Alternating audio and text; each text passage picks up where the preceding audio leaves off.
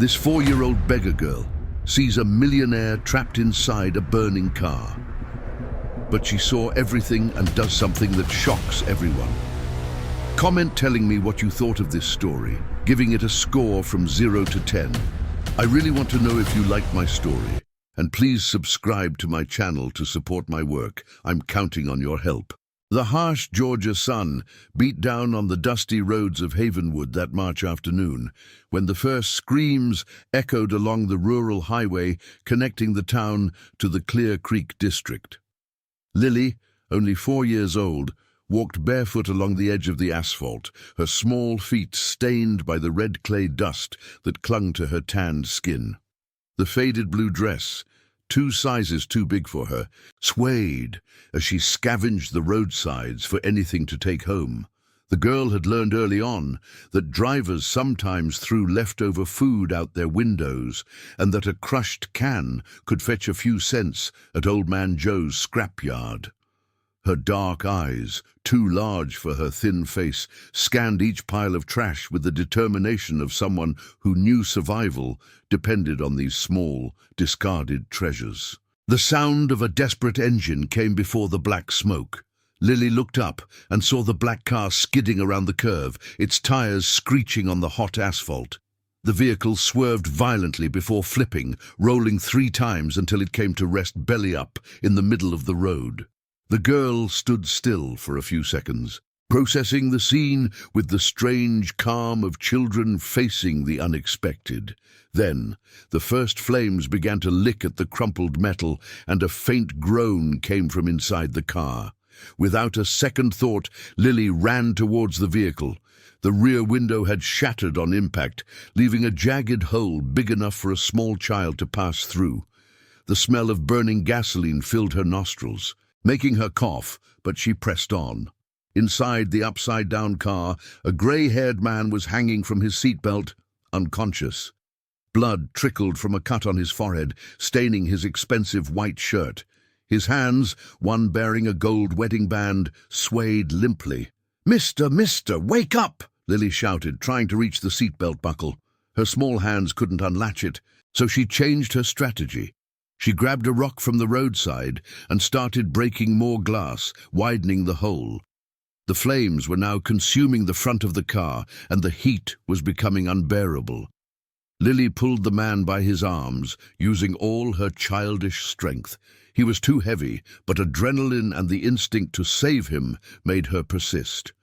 "Come on, mister, you gotta get out of there," she repeated through clenched teeth, pulling him inch by inch.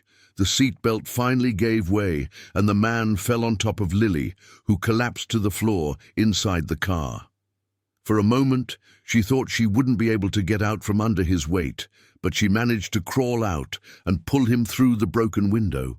When she finally managed to drag him completely out of the vehicle, her small hands were cut by glass shards, and her arms trembled with exhaustion. She dragged the man away from the car, feeling the heat of the flames on her back. Seconds later, an explosion echoed down the empty road. The car turned into a fireball that shot into the sky, taking with it any evidence of what had happened there. Lily threw herself over the man, shielding him from the debris flying around. When the noise stopped, she looked at his face. He was alive, breathing with difficulty, but alive. "Mister, are you okay?" she whispered, her small hands gently touching his wounded face. Arthur Vance opened his eyes slowly, seeing only a blurred silhouette against the sun. He tried to speak, but couldn't. His vision darkened again, but before losing consciousness completely, he seared into his memory the image of those dark, enormous eyes, full of a concern that didn't match the child's age. The sound of sirens approached in the distance, and Lily, frightened by the noise, got up and ran back home. She couldn't fully understand what had happened, but she knew she had done something important. 3 days later, when Arthur woke up in the ICU of the regional hospital, his first word was "girl." The doctors thought it was delirium from the concussion, but he insisted a child had saved him. However, no one believed a 4-year-old girl could have performed such a feat. Arthur Vance spent 5 days in the hospital trying to convince doctors and nurses that a child had saved him from the burning car. Dr.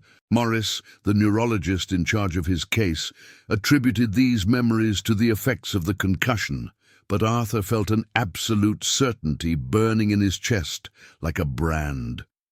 "Mr. Vance, traumatic accidents can create false memories," the doctor insisted, adjusting his glasses as he checked the charts. "It's common for patients to report events that didn't happen exactly as they remember." But Arthur stubbornly shook his head. At 52, he had built a peach empire in Havenwood based on his ability to discern details others missed. And those dark eyes, those small bloody hands pulling him from the flames, were too real to be a product of his injured imagination. On the 6th day, when he was discharged, his first order of business was to hire Jack, a private investigator he had known since college. Jack had retired from the state police and now handled private cases in the region. "I want you to find a girl," Arthur said, his head still bandaged, sitting in Jack's makeshift office in a commercial space downtown. "She's about 4 years old, dark hair, big eyes. She was on the rural highway the day of my accident." "Arthur, are you sure about this? A 4-year-old child alone on a dangerous road?" Jack questioned, furrowing his thick eyebrows. "That doesn't seem right." "I know what I saw," Arthur replied firmly, "and I know what I felt. She saved my life, Jack. I need to find her." Jack sighed, knowing his friend's obstinate nature. "All right, I'll ask around the area, but it'll take some time. A lost kid in a small town like this usually turns up quickly." While Jack began his search, Arthur tried to get back to his routine at Vance Orchards and Processing.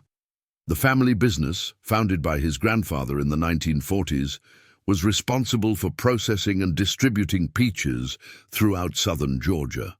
The old machines hummed in the main warehouse, where dozens of employees worked among aromatic sacks of fruit and the hot steam rising from the processing lines. Emily, his wife, greeted him in the main office with a calculated hug. At 45, she maintained an artificial beauty achieved through expensive treatments in Atlanta. Her always perfect blonde hair contrasted with her cold eyes that never showed genuine emotion.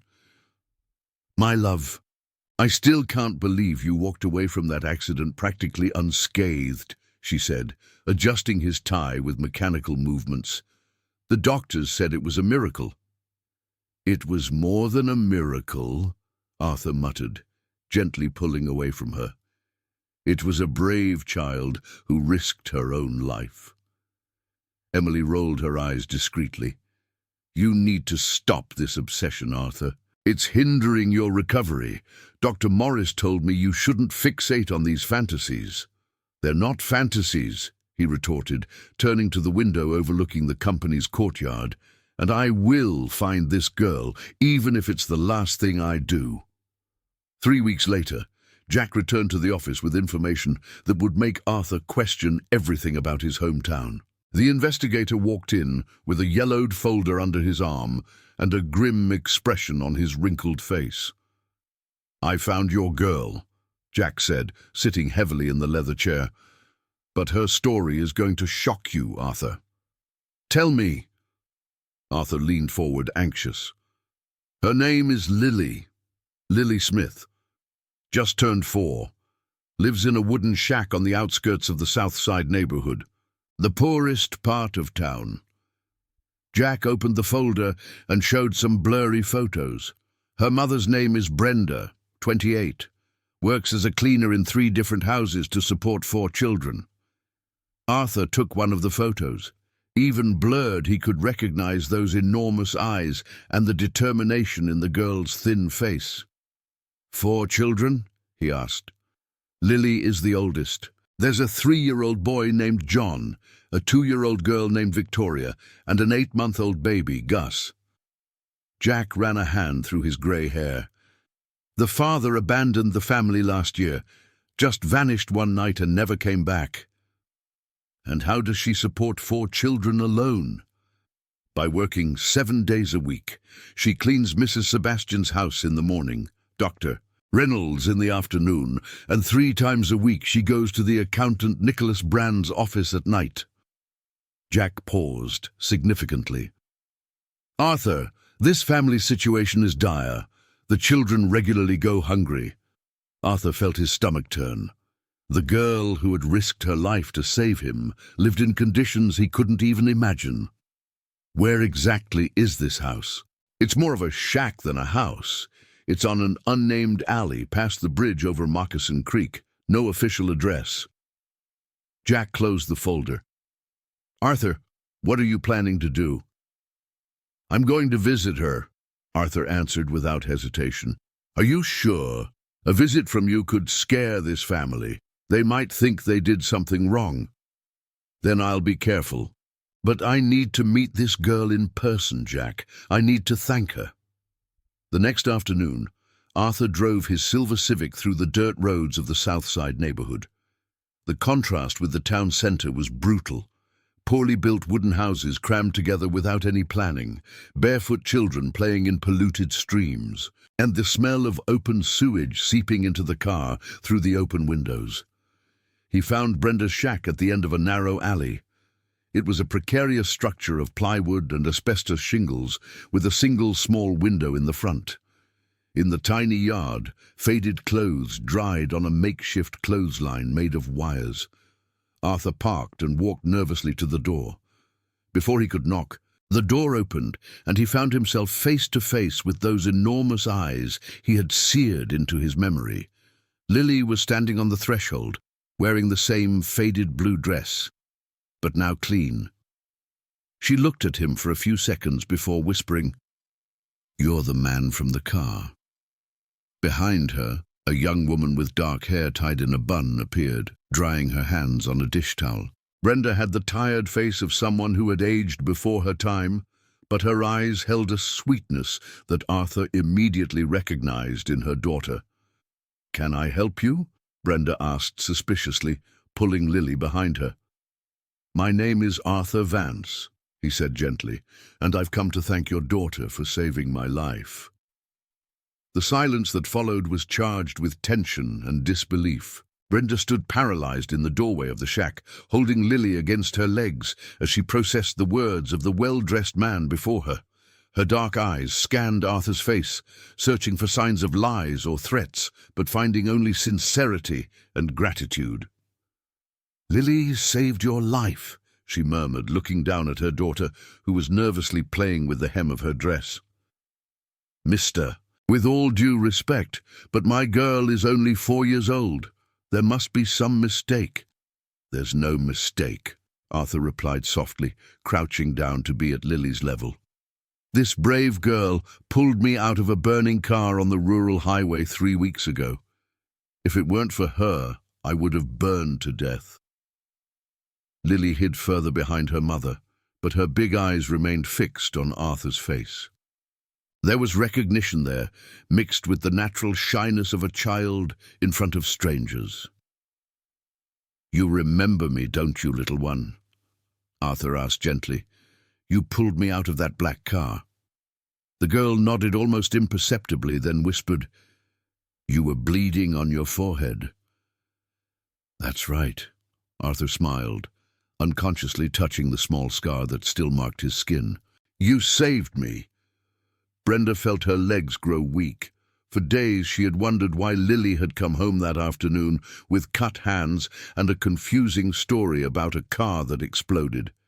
She had thought it was her daughter's imagination, a mix of things she'd seen on the neighbor's TV. "My God," she murmured, bringing a hand to her mouth. "Lily, why didn't you tell me what really happened?" "You said I was making up stories," the girl answered quietly. Arthur's heart ached seeing the dynamic between mother and daughter. Brenda was visibly exhausted, with dark circles under her eyes that betrayed sleepless nights and days of hard work.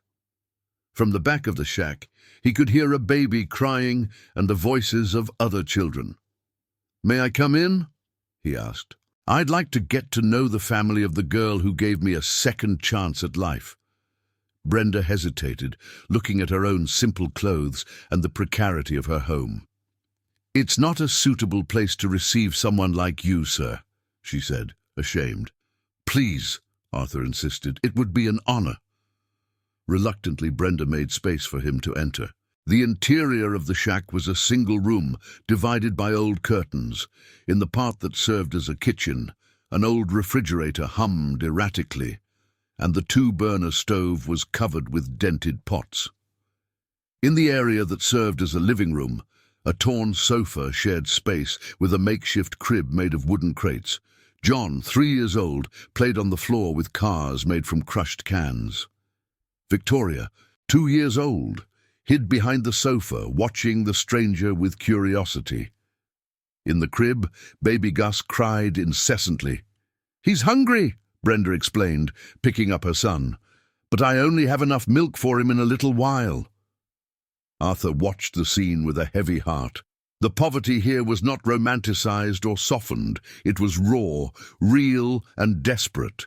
The children were clean, but their clothes were mended multiple times, and he could see there wasn't enough food in the ajar refrigerator. "Mrs. Smith," he began carefully, "I'd like to do something for you. Your daughter saved my life, and I can never fully repay that gesture, but I can try." "We don't want charity," Brenda replied quickly, her wounded pride speaking louder than her need. "I work honestly to support my children." "I know that," Arthur hurried to clarify. "Jack told me you work in 3 different houses. I'm not talking about charity, I'm talking about gratitude." He paused, choosing his words carefully. "I have a property in the back of my main house. It's a small, simple house, but it has 2 bedrooms, a full kitchen, and a yard for the children to play in. It's been empty for years." Brenda stopped rocking the baby, her expression a mix of hope and suspicion. "And what do you want in return?" "Nothing," Arthur answered sincerely. "I just want you to have a decent place to live. And maybe, if you're willing, I can offer you a job at my company. I need someone trustworthy to take care of cleaning the offices." The offer hung in the heavy air of the shack like an impossible possibility. Brenda looked around, seeing the cruel reality of her situation. 4 young children, 3 jobs that barely paid for food, a roof that leaked when it rained, and an uncertain future stretching before her like an endless road. "Why would you do this for us?" she asked, her voice trembling with restrained emotion. "Because your daughter didn't think twice before risking her own life to save a stranger," Arthur replied, looking at Lily, who was now playing with her siblings on the floor. "That tells me a lot about her character and about how she was raised." Lily looked up with her big eyes and said with the disarming simplicity of children, "Mommy always said we have to help when someone is in need." The tears Brenda had been holding back finally streamed down her face. "Mr. Vance, I don't know what to say." "Say yes," he asked gently. "Let me repay what your daughter did for me." At that moment, the lives of 2 families were about to intertwine in ways none of them could imagine. But while Arthur saw only gratitude and a chance to help, forces he did not yet know were already beginning to move in the shadows. In the main house of the Vance family, Emily hung up the phone after a whispered conversation. Her informant at the hospital had confirmed her suspicions. Arthur had indeed hired an investigator to look for a child, and now he had been gone all afternoon, driving to the poorest side of town. "What the hell are you up to, Arthur?" she muttered to herself, watching from the mansion's window the well-kept gardens that could soon be threatened by a change she didn't control.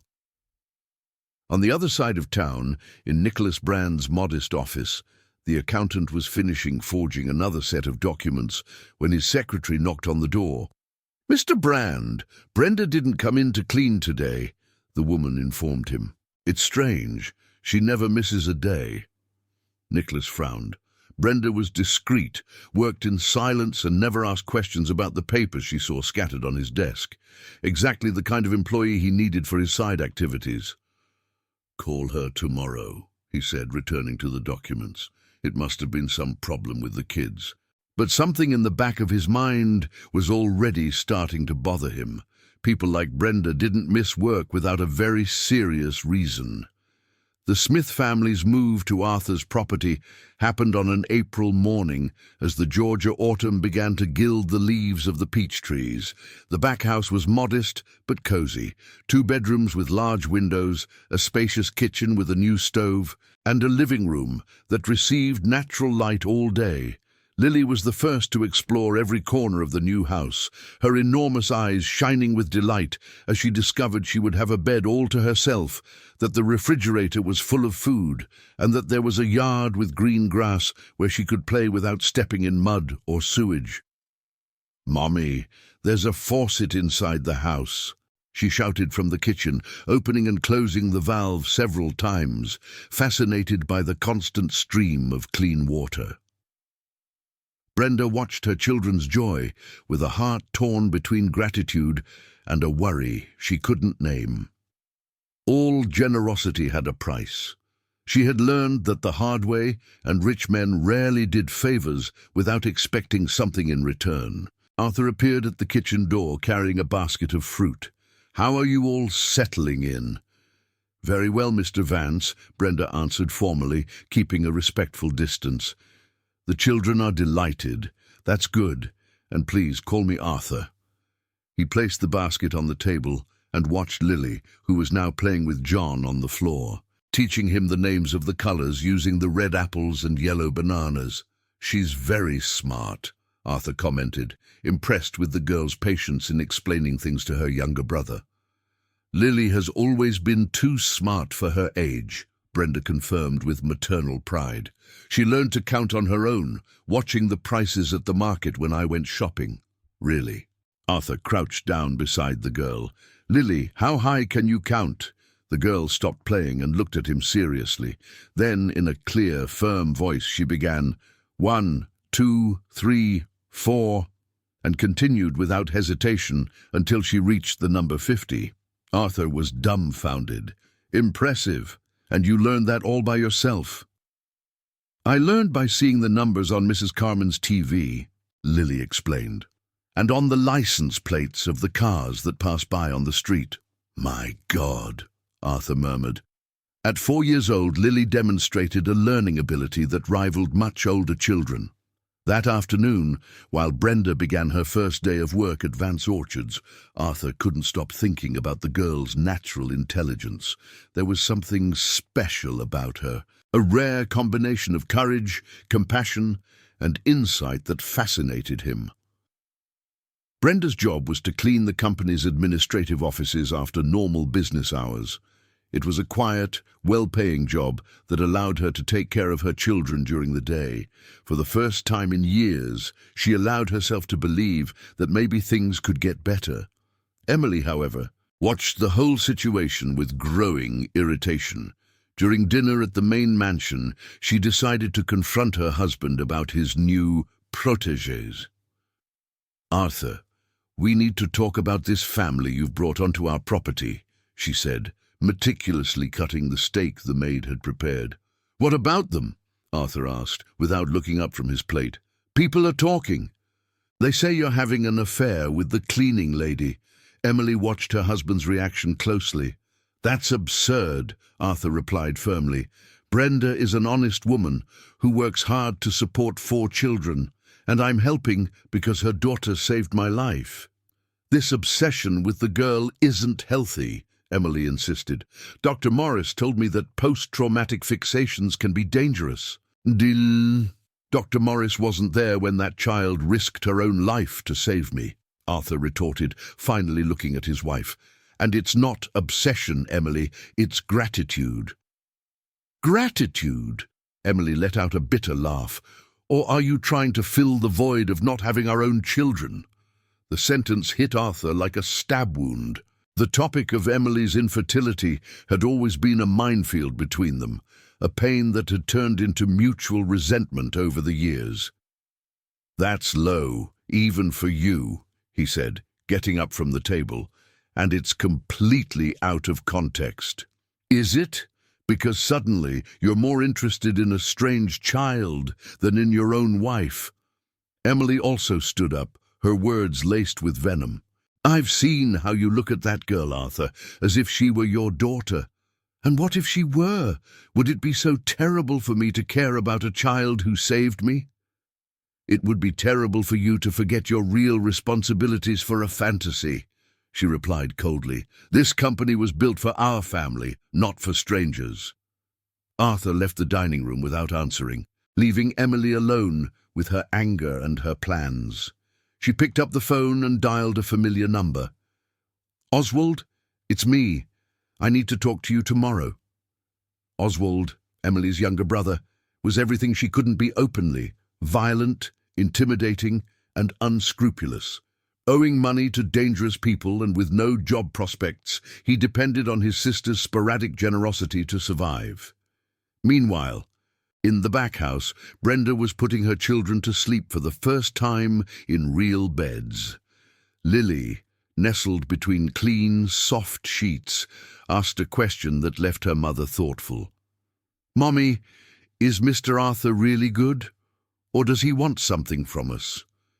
Brenda stopped tucking in the blanket and looked at her daughter. "Why do you ask, sweetheart?" "Because on Mrs. Carmen's TV, the rich men always want something when they help poor people." The maturity of the observation startled Brenda. "Lily, sometimes there are good people in the world, people who help without wanting anything in return. And do you think he's one of those people?" Brenda was silent for a moment. "I want to believe so, my daughter. I need to believe so." The following week, Nicholas Brand finally decided to investigate Brenda's disappearance. He drove to the shack in the Southside neighborhood and found it empty, with neighbors commenting that the family had moved to a rich person's house. The information left him deeply unsettled. Brenda had cleaned his office for 2 years, always present when he handled sensitive documents. She never asked questions. But that didn't mean she hadn't seen things she shouldn't have. "I need to find out where she is," he muttered to himself, driving back to the town center. "And I need to make sure she doesn't become a problem." That same night, Lily woke up thirsty and went to the kitchen. Through the window, she saw a man standing outside the gate, watching the house. The man was thin, wearing dark clothes, and there was something about his posture that made her hide behind the curtain. She watched for a few minutes until the man finally walked away, disappearing into the darkness. Lily went back to bed, but couldn't sleep. Something inside her, the same instinct that had made her save Arthur, whispered that danger was approaching her new family. The following days brought a routine Lily had never experienced. For the first time in her life, she woke up knowing there would be breakfast on the table, that her clothes would be clean, and that she could play without worrying about finding food or taking care of her younger siblings while her mother worked. Arthur had become a constant presence in the family's life. Every morning, before heading to the company, he would stop by the back house to greet the children.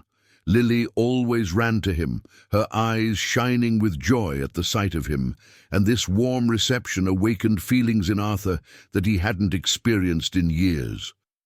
"Good morning, Mr. Arthur," she would shout, hugging his legs tightly.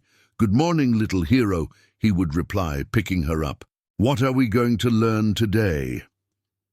Because Arthur had discovered something extraordinary about Lily, she absorbed knowledge with impressive speed. In just 2 weeks, she had learned to recognize all the letters of the alphabet he drew in the sand in the yard. In 3 weeks, she was already forming simple words. "Look, Mr. Arthur," she said one morning, proudly showing a notebook where she had written her own name in shaky but legible letters. "I managed to write it by myself." "That's incredible, Lily," Arthur exclaimed, genuinely impressed. "You're going to be a very smart girl." Brenda watched these interactions with conflicting feelings. The joy of seeing her daughter happy was mixed with a growing concern. Arthur was getting too attached to Lily, and she feared what might happen when he got tired of playing father. "Mr. Arthur," she said one afternoon while folding clothes in the yard, "I don't want to be intrusive, but don't you think you're spending too much time with my children? You have your own life, your wife." "Brenda," Arthur interrupted gently, sitting in the plastic chair beside her. "May I be frank with you?" Brenda nodded, her hands stopping their folding of the small T-shirts. "Emily and we don't have children. We can't. And I never thought it bothered me so much until I met Lily." He paused, watching the girl play with her siblings near the mango tree. "That child saved me in more ways than you can imagine." "I understand. Mr. Arthur, but Lily has a father, even if he abandoned us, and I am her mother." "And I would never question that," Arthur hurried to clarify. I want to be a positive presence in her life. Someone who can offer opportunities that perhaps you can't provide on your own." Brenda felt a painful pang in her chest. "What kind of opportunities?" "Education. Lily is exceptionally intelligent. She deserves to study in a private school, have tutoring, maybe even a scholarship to a university in the future." Arthur leaned forward, his voice filled with conviction. "This girl can become anything she wants, Brenda. A doctor, an engineer, a lawyer. And what do you think about that?" A cold voice interrupted the conversation. Both turned and saw Emily standing at the entrance to the yard, wearing a dress too expensive for an informal visit, and an expression of disdain she didn't bother to hide. "Emily?" Arthur stood up quickly. "I didn't know you were coming here." "Obviously," she replied, her gaze sweeping over the simple house with evident disapproval. "I decided to personally meet our new tenant." Brenda also stood up, instinctively positioning herself between Emily and her children. "Mrs. Vance, it's an honor to have you." "I'm sure it is," Emily smiled coldly. "I must say, you've settled in quite nicely here. Very quickly, in fact." The tone of the conversation made Lily uneasy. She moved closer to her mother, holding her skirt while watching the blonde woman who spoke with a voice that sounded like a blade. "And this must be the famous Lily." Emily looked at the girl with calculated curiosity. "The little hero who saved my husband." Lily hid further behind Brenda, her childish instinct sensing danger in the woman's presence. "Lily is shy with strangers," Brenda explained protectively. "How convenient," Emily murmured. "A shy hero." "Emily, what is this about?" Arthur intervened, irritated by his wife's tone. "I'm just getting to know the people my husband decided to bring onto our property without consulting me," she replied with venomous sweetness. "After all, this is our home, isn't it?" "It's our property, yes. And I have the right to decide how to use it," Arthur retorted firmly. "Of course you do, darling. I just hope this generosity isn't misinterpreted." Emily cast a meaningful glance at Brenda. Single mothers with young children sometimes develop fantasies about generous men. Brenda felt her face burn with humiliation. "Mrs. Vance, I would never." "Oh dear, I'm not accusing anyone of anything." Emily feigned innocence. "I'm just observing that situations like this can become complicated." "Enough!" Arthur exploded. "Emily, you are being rude to people who are our guests." "Guests?" Emily arched an eyebrow. "I thought they were employees." The silence that followed was tense and awkward. Lily began to cry softly, frightened by the loud voices and the heavy atmosphere. John and Victoria also moved closer to their mother, sensing something was wrong.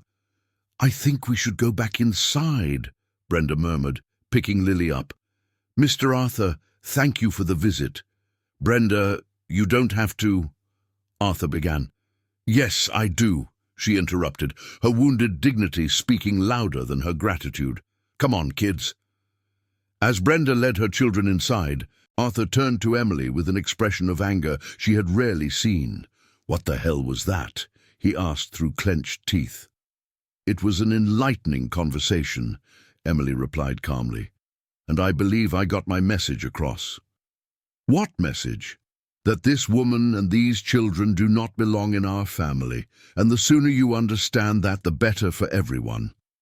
That night, Emily met with Oswald in a bar far from the center of Havenwood. Her brother arrived late, smelling of alcohol and with wrinkled clothes that betrayed another sleepless night. "I need a favor from you," she said without preamble. "What kind of favor?" Oswald asked, his small eyes glinting with interest. "There's a woman living on our property, a woman who's causing problems in my marriage." "And what do you want me to do?" Emily paused, choosing her words carefully. "I want you to convince her to leave, permanently." "Convince her how?" "Use your creativity." She slid a thick envelope across the table. "But I don't want anything traced back to me." Oswald took the envelope, feeling the weight of the money inside. "Considering I owe a heavy sum to some guys who don't like to wait, this favor will be a pleasure." Meanwhile, in the back house, Lily couldn't sleep. The image of the blonde woman continued to haunt her thoughts, and she had a feeling that something very bad was about to happen to her family. She got up silently and went to the window. Outside, she saw the same figure she had observed a few days before, a thin man spying on the house in the darkness. This time, however, Lily didn't hide. With the courage that had made her save Arthur, she lightly tapped on the window pane. The man looked directly at her, and for a moment their eyes met. Then he smiled, a smile that made Lily's blood run cold. She ran to her mother's room, knowing instinctively that danger wasn't just approaching, it was knocking at her door. The next morning brought a palpable tension that hung over the property like a storm cloud. Brenda woke up early, her eyes swollen from a sleepless night, and found Lily already awake in the kitchen, sitting at the table with a worried expression that didn't suit her 4 years. "Good morning, sweetheart." Brenda kissed her daughter's head. "Did you sleep poorly?" "Mommy, there's a mean man who watches our house at night," Lily said softly, looking nervously at the window. "He has bad eyes." Brenda felt a chill run down her spine. "What man, Lily? Are you sure?" "I'm sure. Yesterday he smiled at me, but it wasn't a good smile." The girl took her mother's hand. "Mommy, I'm scared of him." Before Brenda could answer, loud knocks on the door made them both jump. They were aggressive, impatient knocks, nothing like the gentle way Arthur usually announced his presence. "Who is it?" Brenda asked through the door, keeping Lily behind her. "County Sheriff, I need to speak with you." Brenda opened the door cautiously and was met by a short, fat man with a grey moustache, who showed a wallet with an ID. "Sheriff's Deputy Mike Anderson. Are you Brenda Smith?" "Yes, sir. Is something wrong?" "We received an anonymous tip that you're involved in suspicious activities related to your old job." The deputy entered the house uninvited, his small eyes scanning every corner. "I'm going to need you to come down to the station for questioning." "Suspicious activities?" Brenda repeated, confused. "Deputy, I don't understand. I've always worked honestly." "The tip mentions possible theft of important documents from the office where you worked as a cleaner." The deputy moved closer, his voice low and threatening. "Documents that could be worth a lot of money in the right hands. That's absurd. I've never taken anything that wasn't mine," Brenda protested, but her voice trembled with fear. Lily watched the scene with growing terror. The uniformed man exuded a malice she could feel in her skin, and she instinctively knew he wasn't there to protect them. "Mommy's not a thief!" the girl suddenly shouted, running to place herself between the deputy and her mother. The man looked at Lily with an expression that mixed amusement and irritation. Children shouldn't meddle in adult conversations. "Lily, go to your room," Brenda ordered firmly, but the girl didn't move. "You have 2 options," the deputy continued. "Either you come with me now for questioning, or I come back with a search warrant. And when I come back, I might have to take the children too, for their protection." "Protection from what?" Brenda asked, her fear turning to panic. "From a mother who might be involved in crimes." The deputy's smile was cruel. "Social services get very concerned when minors are exposed to criminal activities." The threat couldn't have been clearer.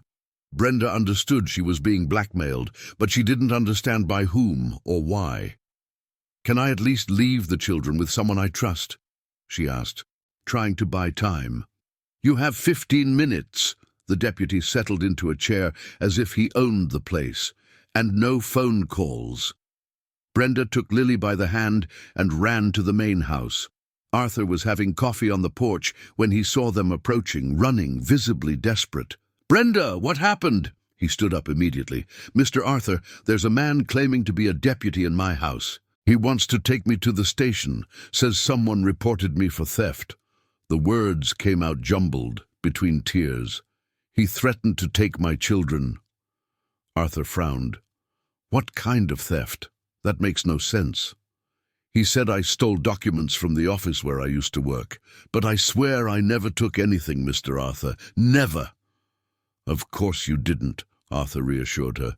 But his mind was already working quickly. "Where are the other children?" "At home, with that man. We'll sort this out right now." Arthur headed for the back house with determination, Brenda and Lily running behind him. When they arrived, they found the supposed deputy rummaging through drawers in the kitchen. "Excuse me," Arthur said with authority. "And you are?" The man turned slowly, sizing Arthur up. "Deputy Mike Anderson. And you are?" "Arthur Vance, owner of this property. I'd like to see your identification again." The deputy reluctantly showed the wallet. Arthur examined it carefully. It looked authentic, but something about it didn't convince him. "And what exactly is the charge against Mrs. Smith?" "Theft of confidential documents. We have information that she had access to important papers in the office where she worked." "Which office?" "That's confidential information for the investigation." Arthur noticed the evasion and decided to test his suspicions. "I'm going to call the sheriff of Havenwood County to confirm this operation." The fake deputy's face hardened. "Mr. Vance, I suggest you don't get involved in matters that don't concern you. Any investigation against people living on my property does concern me." "Very well." The man changed his strategy. "In that case, perhaps we can come to an agreement." "What kind of agreement?" "The kind that avoids embarrassment for everyone involved." The fake deputy approached Arthur. "This woman saw things she shouldn't have seen, things that could cause problems for important people." "What things?" Arthur insisted. "Financial documents, contracts, numbers a cleaning lady shouldn't know." The man paused significantly. "Especially numbers related to your own company, Mr. Vance." Arthur felt his blood run cold. "What exactly are you talking about?" "I'm talking about someone who may have seen more than they should have at accountant Nicholas Brand's office. Someone who might be holding on to information that certain people would prefer to remain secret." The revelation hit Arthur like a lightning bolt. Nicholas Brand was the accountant responsible for a significant part of Vance Orchard's finances. If there were irregularities there, and if Brenda had witnessed something... "How much?" Arthur asked dryly. 50,000, to ensure the investigation is closed. And if I refuse?" The fake deputy smiled coldly. "Then this woman gets arrested for theft. The children go to a shelter, and certain information about irregularities in your company might leak to people who won't be as discreet as we are." Arthur understood he was being blackmailed, but he still didn't fully grasp by whom or why. What he knew was that Brenda and the children were in danger. "I need time to get that money," he said. "You have until noon tomorrow. And don't even think about involving the real police. We have people in a lot of places." After the man left, Arthur turned to Brenda, who was as pale as a sheet. Brenda, I need you to tell me everything about your work at Nicholas's office, everything you saw there. Mr. Arthur, I didn't understand anything that man said, Brenda sobbed. What documents? What information? Think carefully. Were there different papers on Nicholas's desk, documents he would hide when you arrived? Brenda closed her eyes, trying to remember. Yes, there were. He always put away some papers when I came in to clean, and one time I saw some invoices with your company's name, but with strange numbers. Strange how? Products I've never seen at the processing plant, expensive equipment that wasn't there. Arthur felt the world spin. Nicholas was stealing from him, and somehow Emily was involved. But before he could fully process this information, Lily tugged on his shirt. Mr. Arthur, she said in her tiny voice, that man who came here is the same one who watches our house at night. The revelation made everything click in Arthur's mind. It wasn't a real investigation, it was a coordinated intimidation operation, and he suspected exactly by whom. That night, Arthur locked himself in the company office with a determination he hadn't felt in years. If Nicholas Brand was embezzling money from the company, the evidence would be in the financial records. And if Emily was involved, he would find out how. He started with the supplier contracts from the last 2 years, spreading them over the large mahogany desk that had belonged to his grandfather.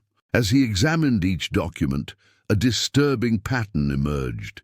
Expensive equipment being purchased from companies he had never authorized, materials that never arrived at the plant, services rendered by shell companies. Son of a bitch, Arthur muttered when he found a $200,000 invoice for a German processing machine that simply didn't exist in the warehouse. The approval signature was his, but he was absolutely certain he had never seen that document before. The phone rang, interrupting his investigation. It was Jack, the investigator. Arthur, I need to tell you something important. I did some checking on that supposed deputy who showed up at Brenda's house today. And? A Mike Anderson exists, but he retired 3 years ago and lives 2 counties over.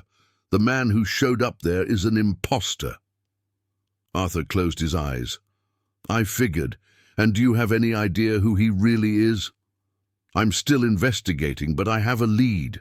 One of Brenda's old neighbors told me a man matching the description was asking questions about her last week. What kind of questions? About her schedule, where she worked, how many kids she had, like he was studying the family's routine. A cold anger grew in Arthur's chest.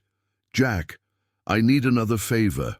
I want you to discreetly investigate my wife's financial movements for the past 2 years. Bank accounts, investments, any unusual activity. Arthur, this is serious. You're suspecting Emily? I'm suspecting everyone at this point. After hanging up, Arthur returned to the documents. It was then that he found something that made his blood freeze. A life insurance policy in his name for $5 million signed 6 months ago. He didn't remember signing it. He took a magnifying glass from the drawer and examined the signature carefully. It was perfect, identical to his, but he was absolutely certain he had never seen that contract before. Meanwhile, in the back house, Brenda couldn't sleep. The fake deputy's threats echoed in her mind, mixing with memories of things she had seen in Nicholas's office. She decided she had to tell Arthur everything, even if it could put her in more danger. Lily was also awake, watching the shadows move outside the window. Her childish instinct detected danger all around, and she knew her family was at the center of something dangerous. "Mommy," she whispered, "do you think Mr. Arthur will be able to protect us?" "I hope so, sweetheart," Brenda replied, pulling her daughter closer. "But if something happens to me, you promise you'll take care of your brothers and sister?" "Nothing's going to happen to you." "Mommy," Lily said with a determination that surprised Brenda, "I won't let it." The next morning, Arthur appeared at the back house earlier than usual, with dark circles under his eyes that betrayed a sleepless night. He brought a folder full of documents with him. "Brenda, I need you to look at these papers," he said, spreading them on the kitchen table. "I want you to tell me if you recognize any of them from Nicholas's office." Brenda examined each paper carefully, her expression growing more worried with each minute. "This one," she said, pointing to an invoice. "I saw it in his office last week. He was showing it to a blonde woman." "A blonde woman?" Arthur's heart raced. "Can you describe her? Tall, well-dressed in expensive clothes. A nice haircut." Brenda paused. "She looked like your wife, Mr. Arthur." "Was it her?" he asked, though he already knew the answer. "I can't be sure, because I only saw her for a second." But "Yes, I think it was." Arthur sat down heavily, the weight of the betrayal crashing down on him like an avalanche. "What else did you see in that office, Brenda? I need to know everything." "There was a drawer he always kept locked, but one day I arrived early and it was open. I saw papers with your signature, Mr. Arthur, but you weren't there." "What do you mean I wasn't there?" "The papers were about things that happened on days you weren't in town. I remember because my other boss would mention when you were traveling for business." The revelation confirmed Arthur's suspicions. His signature was being systematically forged. "Brenda, did you keep anything from that office? Any paper?" "Of course not, Mr. Arthur. I would never—" "Lily has an excellent memory," Arthur interrupted, looking at the girl playing quietly in the corner. "Lily, do you remember going to the office with your mom?" The girl nodded. "I went a few times when she had nowhere to leave me. And did you see numbers there, like the ones we're studying here at home?" Lily's eyes lit up. "Yes, big numbers, like the ones on expensive cars." "Can you remember any of them?" To everyone's astonishment, Lily closed her eyes and began to recite a sequence of numbers with impressive accuracy. 350,000, 220,000, 500,000. Arthur checked each number against the documents on the table. They all matched the fraudulent invoice amounts exactly. "My God," he murmured, "this girl has a photographic memory." "There's more," Lily said, opening her eyes. "The man at the office was talking on the phone about the old man and said that when the old man died, everything would be easier." A chill ran down Arthur's spine. "He really said that?" "He did," and the blonde woman laughed. At that moment, Arthur understood that he wasn't just being robbed. His life was in danger. The car accident, which he had attributed to fate, might not have been accidental after all. "Brenda, get the kids and pack some things," he said, standing up abruptly. "You can't stay here tonight." "Where are we going?" "To a hotel in town, until I sort this out." "Mr. Arthur, I don't have money for a hotel," Brenda protested. "I'll pay for everything. Your safety and the children's safety is my priority now." While Brenda rushed to pack, Arthur picked up the phone and called Jack. "I need protection," he said without preamble. "For me and for Brenda's family. The situation has become dangerous." "What did you find out?" "That my wife and my accountant have been stealing from me for years, and that they may have tried to kill me." On the other end of the line, Jack let out a low whistle. "Where are you now?" "On my property, but we're leaving in a few minutes." "Arthur, be careful. If they found out you know, they might try something desperate." As if Jack's words had prophetic power, at that exact moment, the sound of an engine echoed from the property's gate. Arthur looked out the window and saw 3 cars approaching at high speed. "Brenda!" he shouted. "Get the kids and go out the back door, now!" But it was too late. The cars had surrounded the house, and armed men were jumping out of the vehicles. Lily, sensing the imminent danger, did the only thing her 4-year-old mind could process. She grabbed her siblings' hands and ran to the only place she felt safe, Arthur's arms. "Mr. Arthur," she whispered, trembling with fear, "the bad men came to get us." The knocks on the door came like hammer blows, each more violent than the last. Arthur held Lily against his chest while Brenda gathered the other children in a corner of the room, her eyes wide with terror. "Police! Open the door!" a rough voice shouted from outside. "It's not real police," Lily whispered in Arthur's ear. "It's the mean man from yesterday." Arthur knew the girl was right. Through the kitchen window, he could see part of the backyard, which offered a possible escape route if they could get there unseen. "Brenda," he murmured softly, "take John and Gus. We're going out the kitchen window when I say." "And Victoria?" Brenda asked, clutching the baby to her chest. "I'll take her and Lily." The knocking stopped abruptly, followed by an ominous silence. Arthur knew this meant the men were looking for other ways in. "Now," he ordered. Brenda ran to the kitchen window, passing John through the opening before jumping out herself with the baby in her arms. Arthur took Victoria in one hand and Lily in the other, but as he headed for the window, the front door shattered. Oswald entered first, followed by two men Arthur didn't recognize. Emily's brother had changed. His small eyes shone with a violence he hadn't shown in the few times they had met. "Where do you think you're going, brother-in-law?" Oswald said with a cruel smile. "The conversation isn't over." "Lily, run!" Arthur shouted, pushing the girl towards the kitchen window. "Go after your mother!" But one of Oswald's men was faster, blocking the child's path. Lily turned and ran back to Arthur, hugging his legs in desperation. "What a touching scene," Oswald mocked. "The rich businessman playing daddy with the cleaning lady's daughter." "What do you want, Oswald?" "Me? I don't want anything. But my sister really wants you to sign some papers." Oswald signaled to one of the men, who pulled a folder from his coat. "Important documents that will solve all our problems." Arthur glanced at the papers. They were asset transfer documents, house, company, bank accounts, all in Emily's name. "You're crazy if you think I'm going to sign this." "Oh, you will," Oswald smiled, making a gesture. The second man grabbed Lily by the arms, tearing her away from Arthur. "Especially if you want this little girl to stay in one piece." "No!" Lily screamed, struggling in the man's arms. "Let me go! Mr. Arthur!"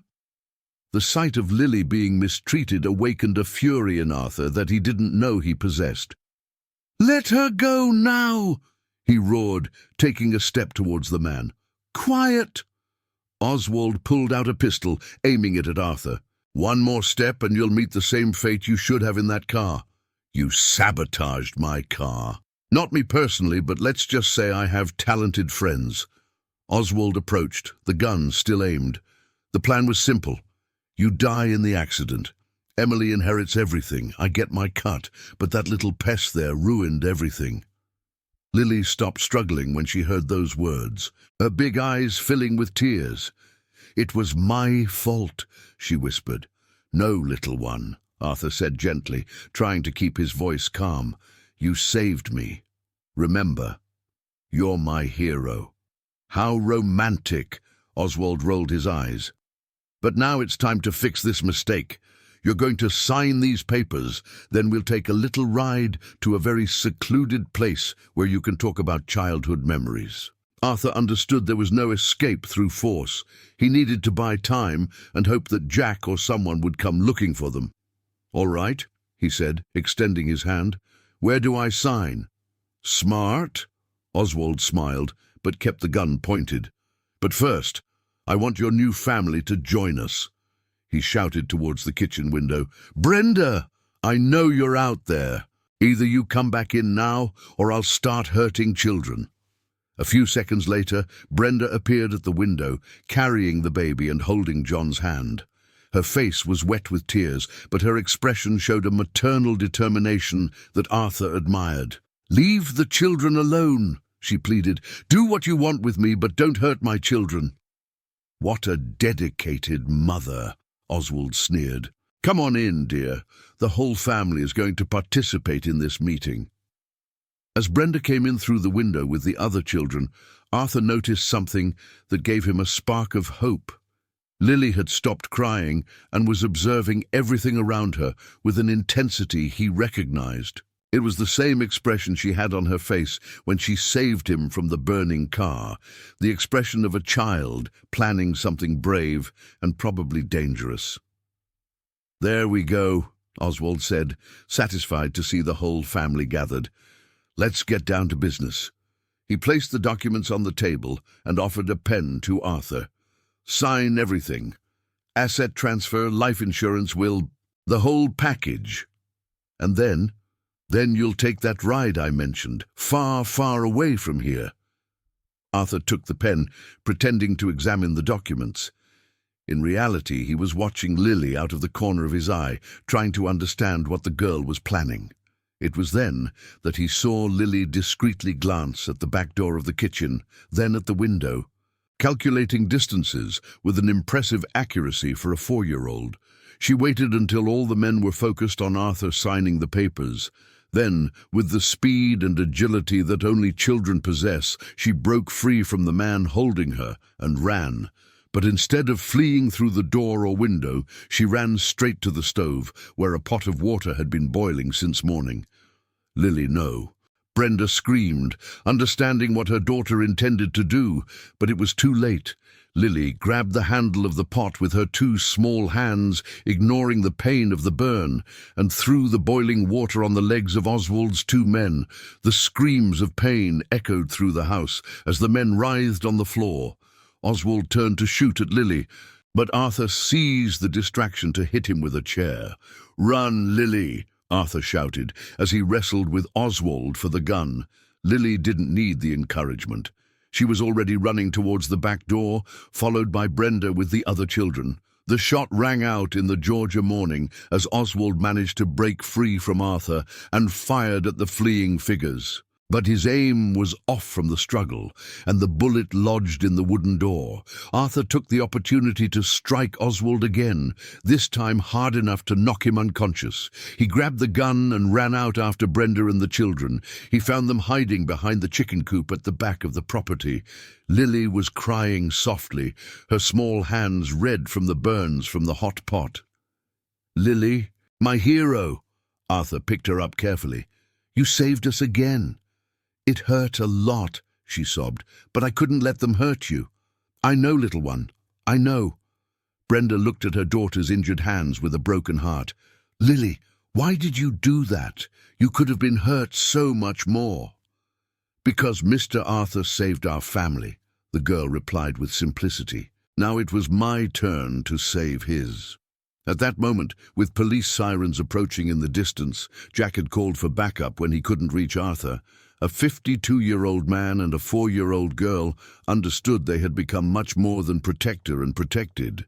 They had become father and daughter by heart, united by a courage that transcended blood and surname. The Havenwood Hospital received the family in a controlled flurry. Lily was being treated for the burns on her hands when Jack arrived, accompanied by the real sheriff, Carl Mendelsohn, and 2 state police investigators. "Arthur, are you okay?" Jack asked, checking his friend for injuries. "I am, but I need you to ensure the safety of Brenda and the children. We don't know how many people are involved in this conspiracy." Sheriff Mendelsohn approached with a recorder in his hand. "Mr. Vance, I need your full statement. Oswald Santos and the 2 men with him have been arrested, but we still don't know the extent of this organization." Arthur told them everything: the car accident, the suspicions about Nicholas Brand, the forged documents, the life insurance policy he hadn't signed. When he got to the part about Emily's involvement, his voice broke. "Sheriff, my wife, I believe she's the mastermind behind all of this." "Are you sure?" "Brenda saw her in Nicholas's office several times, always when I was traveling.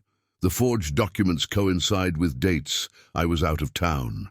And Lily overheard conversations about when the old man died." Sheriff Mendelsohn took careful notes. "Where is your wife now?" "I don't know. I haven't seen her since yesterday." "We'll locate her. And what about the accountant?" "Also missing, I imagine."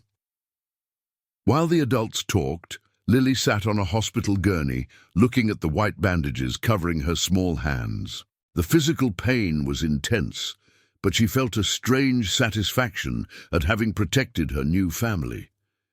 "Did it hurt a lot, sweetheart?" Brenda asked, sitting beside her daughter.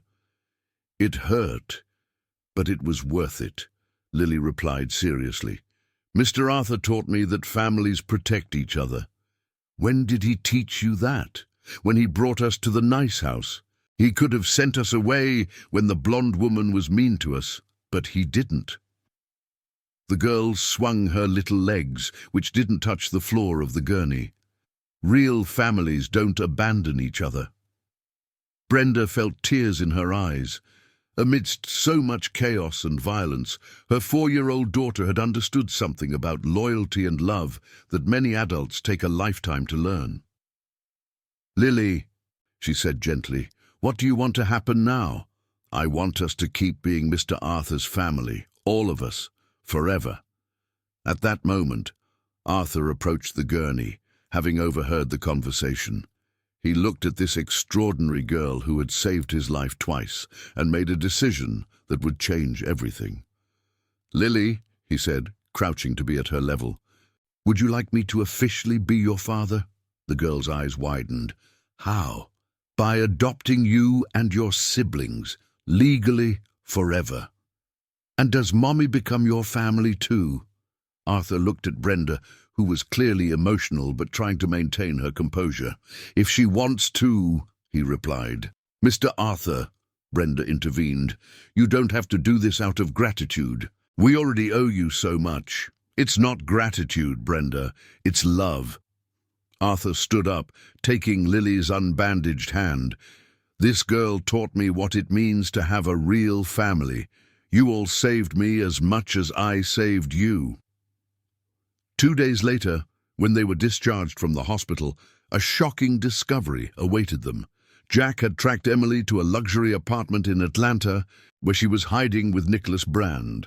When the police arrived, they found over $2 million in cash and documents proving years of embezzlement from Vance Orchards.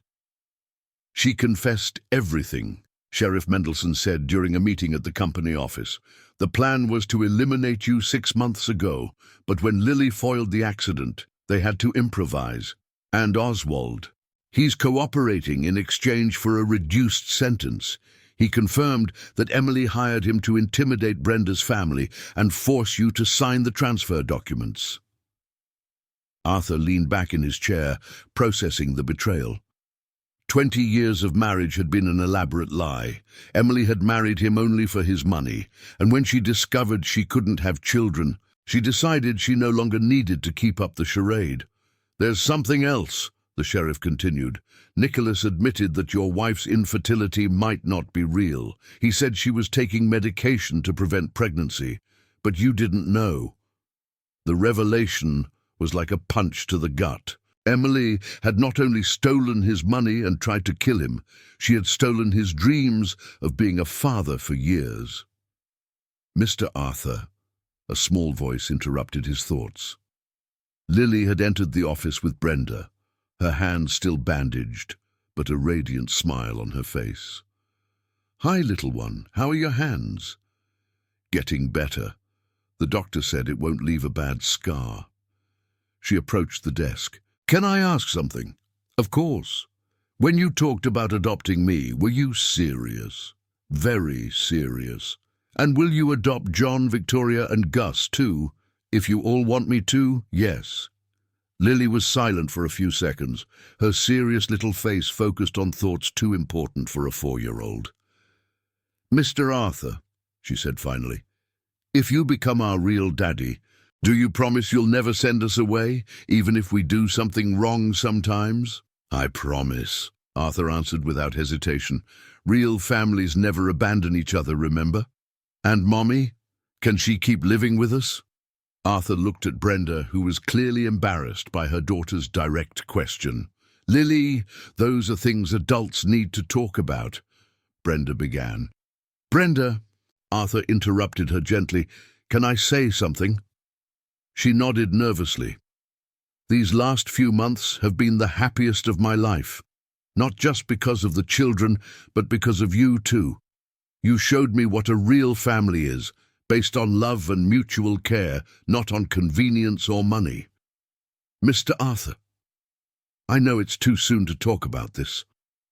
And I know you need time to process everything that's happened, but I want you to know that you've all turned my house into a home. Lily looked from one adult to the other, her precocious intelligence picking up on the emotional tension between them. "Daddy Arthur," she said suddenly, testing the name on her tongue. "Do you like Mommy?" "Lily!" Brenda exclaimed, embarrassed. "I like her very much," Arthur answered honestly. "Your mother is an extraordinary woman. And Mommy, do you like Daddy Arthur?" Brenda looked at this man who had completely changed their lives, who had risked everything to protect her family, who was offering a future she had never dreamed possible. "I do," she admitted softly. "Then it's settled." Lily clapped her hands carefully, avoiding hurting her bandaged hands. "Now we're a complete family." The simplicity of the child's logic made the two adults laugh, easing the tension of the moment. "It doesn't quite work like that, little one," Arthur said, "but it's a good start."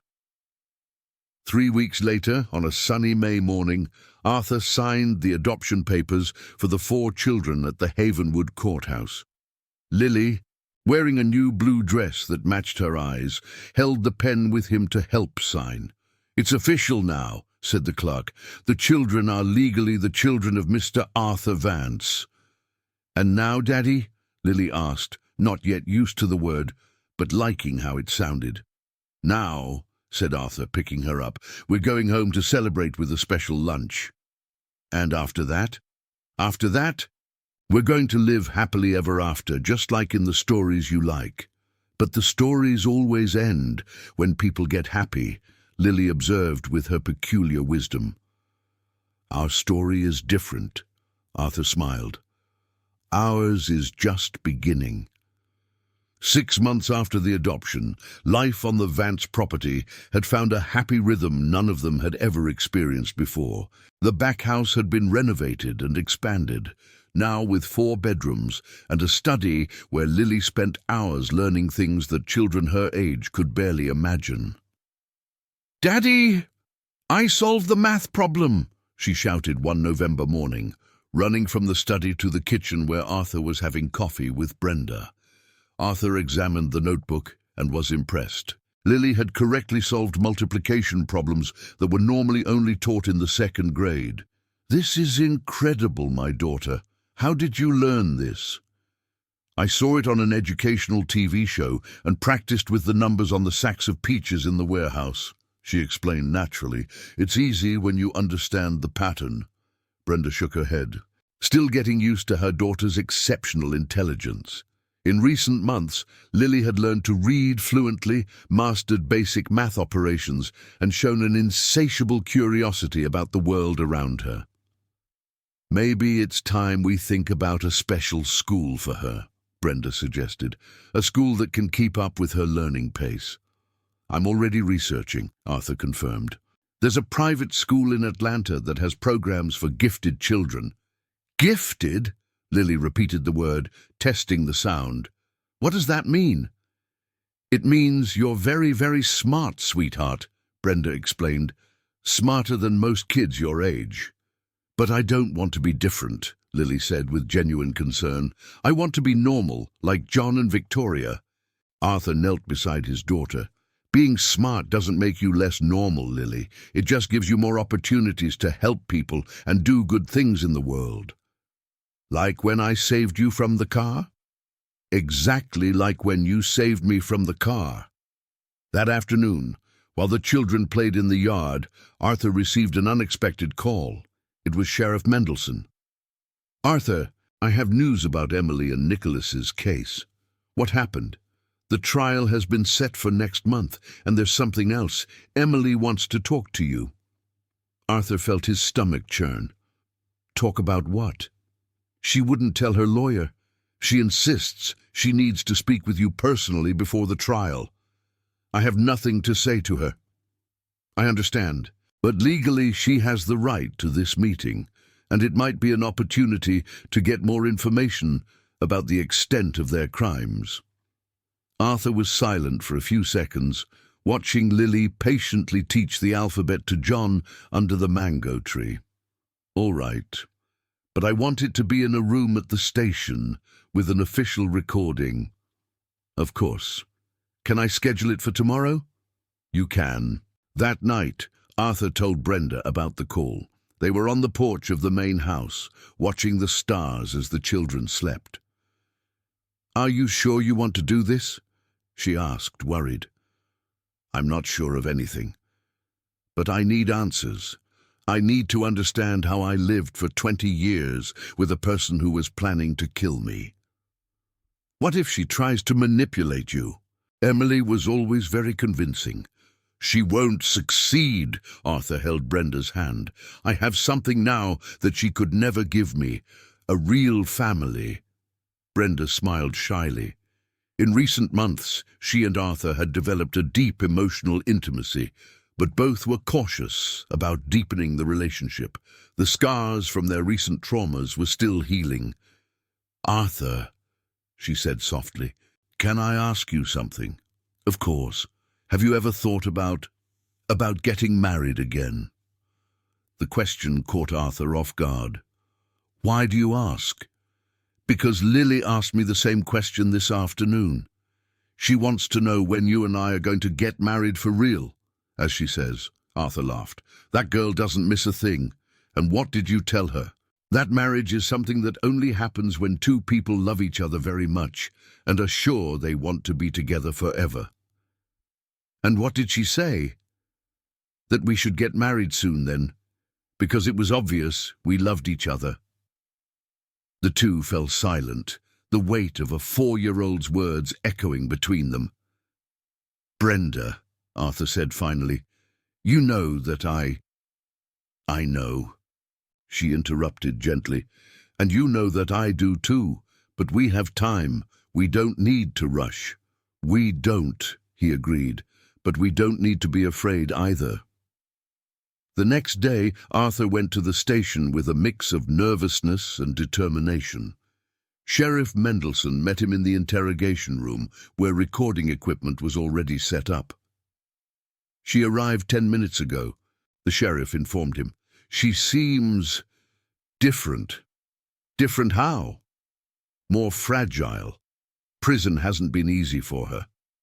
When Emily entered the room accompanied by her lawyer, Arthur was shocked by the transformation. The always impeccable woman now looked 10 years older. Her blonde hair had lost its shine, and her clothes, though clean, were too simple for her previous standards. "Hi, Arthur," she said quietly, avoiding eye contact. "Emily." They sat on opposite sides of the table, like strangers who had once shared a life. "Thank you for agreeing to see me," she continued. "I know I didn't deserve it." "Why did you want to talk to me?" Emily took a deep breath before answering. "Because I want you to know that I'm sorry for everything." "Are you sorry for trying to kill me, or sorry you got caught?" "I'm sorry I lost the ability to truly love you," she replied, finally looking into his eyes. "And for trying to destroy something that was always genuine on your part." "Emily, you stole from me, you lied to me, you tried to kill me. Why?" "Because I was afraid," she whispered. "Afraid of not being enough. Afraid you would find out I never loved you the way you deserved to be loved. And Nicholas? He was an illusion. He made me feel powerful, in control. With you, I always felt inadequate." Arthur looked at the woman he had been married to for 20 years and realized he was looking at a stranger. The Emily he thought he knew had never really existed. "And the infertility, was that a lie too?" "It was," she confirmed, tears beginning to stream down her face. "I took medication to avoid pregnancy because I was afraid of having children, afraid of not being a good mother, afraid of sharing your attention. My God, Emily, you stole the chance for me to be a father when I wanted it most." I know, and now I see you with those children. I see how you light up when you're with them. You were born to be a father, Arthur, and I stole that from you out of pure selfishness." The silence that followed was heavy with 20 years of lies and lost opportunities. "Why are you telling me this now?" Arthur asked. "Because I'm going to be convicted. I'm going to spend many years in prison. And before that happens, I needed you to know that I recognize what I did." She paused, wiping her face with her hands. "And that I'm happy you found a real family. You know Brenda and the children? I saw you together once, just before everything fell apart. I saw how you looked at that girl, as if she were the most precious gift in the world. And I saw how she looked at you, with a pure adoration I could never feel for anyone." Emily stood up to leave, but turned one last time. "Arthur, take good care of that family. They deserve you in a way I never did." After she left, Arthur remained alone in the room with Sheriff Mendelsohn, processing the conversation. "How do you feel?" the sheriff asked. "Relieved," Arthur replied, surprised by his own answer. "For the first time in months, I feel like I can leave the past where it belongs and focus completely on the future." "And what do you see in that future?" Arthur smiled, thinking of Lily teaching the alphabet to John, of Brenda singing to the baby, of Victoria chasing butterflies in the yard. "I see a happy family, a real family." The Havenwood Summer Festival was in full swing when the revelation that would change everything happened. It was the end of June, and the whole town gathered in the central square to celebrate with a bonfire, square dancing, and local food. The Vance family had arrived in full force, Arthur carrying little Gus, Brenda holding Victoria's hand, and Lily running ahead with John, both wearing festival outfits Brenda had lovingly sewn. "Daddy, look at that huge bonfire!"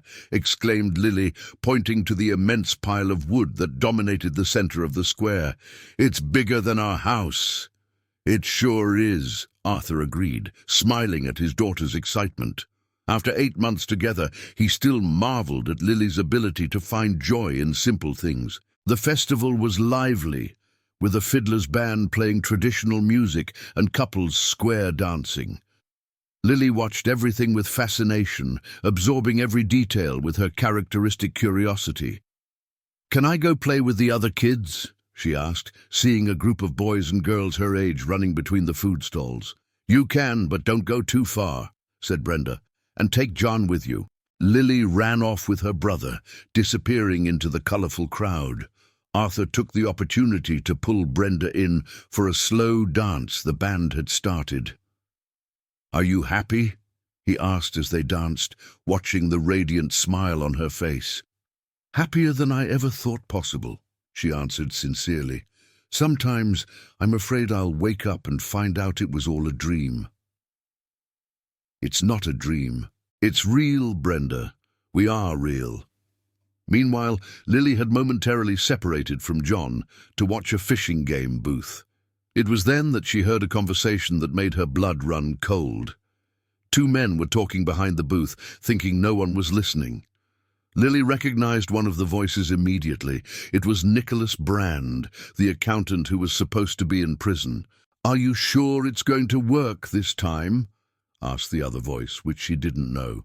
"Absolutely," Nicholas replied. "The original plan failed because we didn't count on the kids' interference, but now we know exactly where they are and when they're vulnerable." "And you're sure he'll be alone at the office tomorrow morning?" "Positive.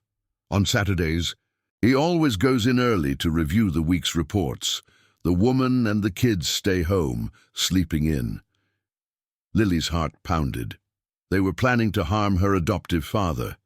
Without making a sound, she moved closer, hidden behind a produce barrel. "And after we take care of the Arthur problem," the unknown voice continued, "then we take care of the witnesses. The woman could be a problem, but the kids are too young to be taken seriously." "I don't know, Nicholas. That older girl seems too smart. She's the one who ruined our first plan. That's exactly why she can't be left alive to tell the tale, Nicholas replied coldly. Lily clapped her hands over her mouth to keep from screaming. They wanted to hurt not just her father, but her entire family. She had to warn Arthur immediately.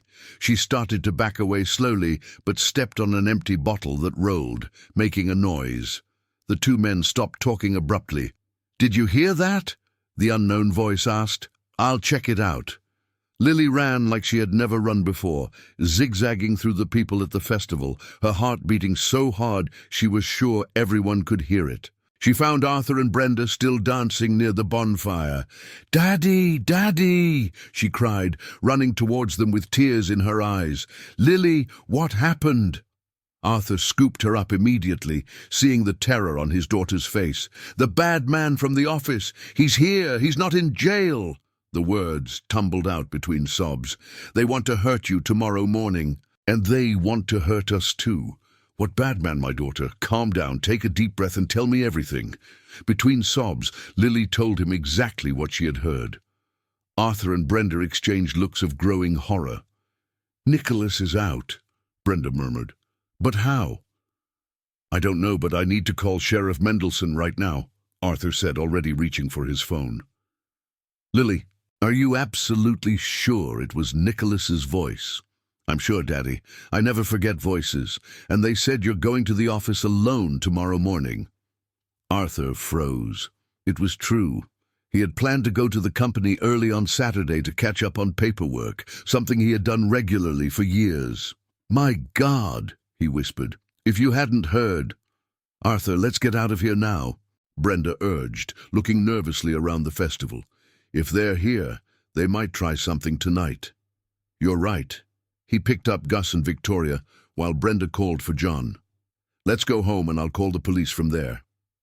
As they headed for the car, Lily kept looking back, searching for familiar faces in the crowd. It was then that she saw Nicholas emerging from behind the stalls, accompanied by a tall, thin man she didn't recognize. They were clearly looking for someone.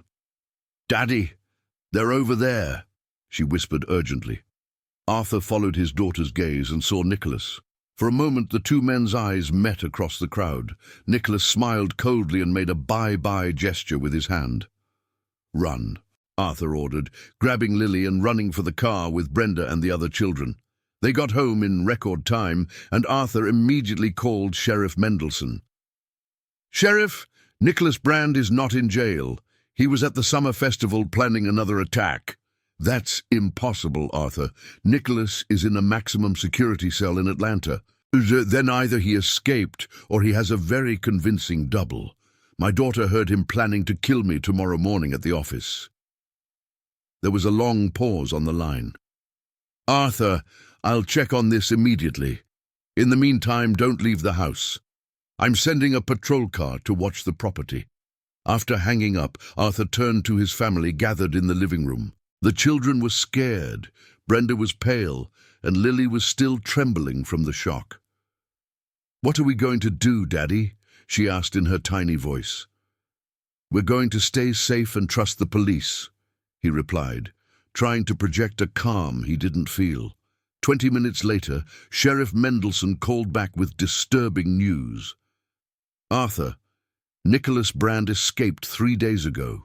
There was a security breach during a prisoner transfer. We were looking for him, but we didn't know he had returned to Havenwood." 3 days, Arthur exploded, "and no one warned us." "The search operation was being kept quiet so as not to alert him, but now we know where he is." "And are you going to arrest him?" "We're putting together an operation to capture him tonight. But Arthur, there's something else you need to know." "What?" "Nicholas isn't acting alone. We have information that he has allied with a criminal group from Atlanta, dangerous people with nothing to lose." Arthur looked at Lily, who was sitting on the sofa hugging John and Victoria, and felt an iron determination take hold of him. That extraordinary girl had saved his life again, and now it was his turn to protect her completely. "Sheriff Mendelssohn," he said in a firm voice, "I want you to arrest this man tonight, and I want assurances that my family will be safe." "We'll do our best, Arthur. The operation begins in an hour." After hanging up, Arthur sat on the sofa next to the children. Lily immediately nestled beside him. "Daddy, do you think they'll be able to catch the bad man?" she asked. "They will, my daughter, and do you know why?" "Why? Because we have something they don't, a family that protects each other, and a very brave girl who is always alert to protect the people she loves." Lily smiled shyly. "I'll always protect our family, Daddy, always." That night, as they waited for news of the police operation, Arthur understood that he had found much more than a family. He had found his life's purpose, personified in a 5-year-old girl who had the heart of a warrior and the wisdom of someone much older. The police operation began at 2 in the morning, but it didn't go as planned. Sheriff Mendelssohn called Arthur at 4 a.m. with devastating news. Nicholas and his accomplices had found out about the operation and escaped before the police arrived at their hideout. "How did they know?" Arthur asked, trying to keep his voice low so as not to wake the children sleeping in the living room. "We suspect they have informants within the police department itself," Sheriff Mendelssohn admitted reluctantly. "Arthur, the situation has become more dangerous. They know that we know where they are, and that will make them more desperate." "What does that mean for my family?" "It means you can no longer stay at home. I need you to leave town today until we can capture these men." Arthur looked around the room where he had built so many happy memories with the children. The thought of fleeing his own home revolted him, but the family's safety came first. "Where should we go?" "I have a secluded cabin in the Blue Ridge Mountains a couple of hours from here. You'll be safe there until we resolve the situation." After hanging up, Arthur gently woke Brenda and explained the situation. She paled but remained calm. "The children?" she whispered. "We'll need to wake them and leave immediately. Pack a bag with the essentials for a few days."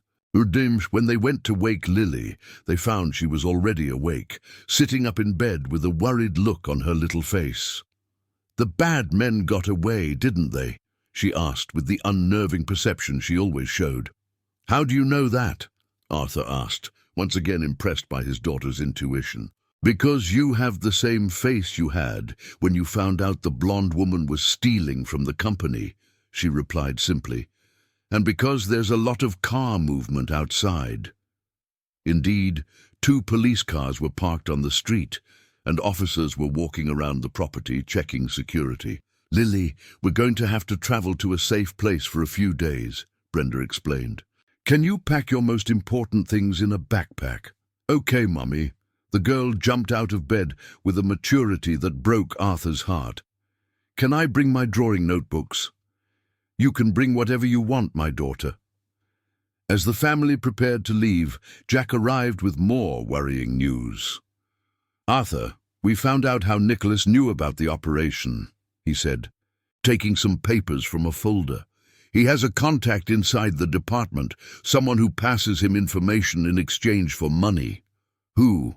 "We're still investigating, but it means he might know about the cabin in the mountains too." Arthur felt the world spin. If they couldn't trust the police, where would they go? "Jack, do you have any suggestions?" "I do. My sister owns a remote mountain lodge deep in the state. It's a very isolated place, and she's extremely trustworthy. We can go there without officially notifying anyone." "And what if Nicholas finds out anyway?" "It's impossible. My sister has no connection to you, and the place is so remote that even GPS doesn't work well there." An hour later, 2 cars discreetly left the Vance property. In the first went Jack, Arthur, and Lily. In the second, Brenda followed with the other 3 children. The journey to the lodge would take 3 hours on back roads that Jack knew well.